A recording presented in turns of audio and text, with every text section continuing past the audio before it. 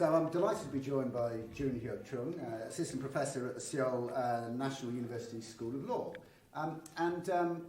There's a lot of focus at the moment around ESG and the incorporation of ESG into business activity. And one of the interesting questions is how that's affected by business ownership models. And of course, in South Korea, you have the Chaebols, or major owners of businesses. And could you perhaps start off by giving us a little primer on the role of the Chaebol versus other institutional investors and how that affects ownership structures in South Korea? Yeah, sure.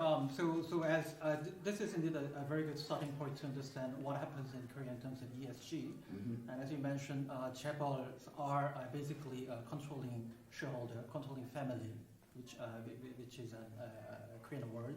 Mm-hmm. And you can say that virtually like all major companies except like 5 large financial holding company, banking holding companies, we have a strict rule on separation of commerce and banking, and also there are a few number of privatized public state-owned companies. Mm-hmm. And other than these few exceptions, like you can say that like virtually in all Korean major company, you have the controlling shareholders, controlling family, which we call Chaebol.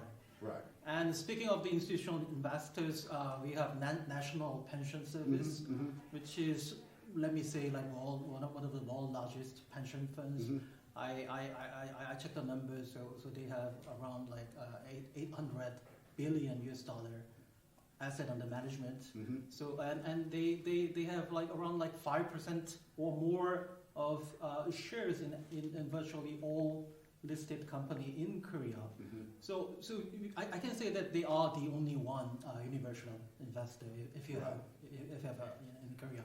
But still, they are usually number 2 or number 3 shareholder behind the controlling shareholder family. So their influence on Korean companies can be limited. But the Korean government has been trying to push the ESG agenda through the Korean National Pension Scheme and various other initiatives. Could you just describe what those developments have been? Yeah, sure. So Korean National Pension Service (NPS) have implemented various ESG investment strategies, starting from, of course, negative screening to ESG integration, and they started to exercise their voting quite actively in ESG matters. So among ESG governance matters are still one of the key issues to handle in Korea due to the existence of controlling shareholder and the private benefit of control that they are taking from the company. And also the Korean government has recently announced or enacted many regulations on ESG. So namely, we have what you call K taxonomy, mm-hmm, which is quite similar to the EU type taxonomy where you classify from brown to green. Yeah. And also the financial authority have announced a plan starting from 2025 on ESG disclosure, mm-hmm, and opening this obligation to all companies starting from 2030. And also the Korean government has been very supportive on ESG initiatives such as TCFD or even the recent ISSB rules on disclosure. So that's what's going on in Korea. And one very interesting factor that the Korean government is doing is that they found that the Korean government need to help SMEs to prepare to all these ESG rating providers. Mm-hmm.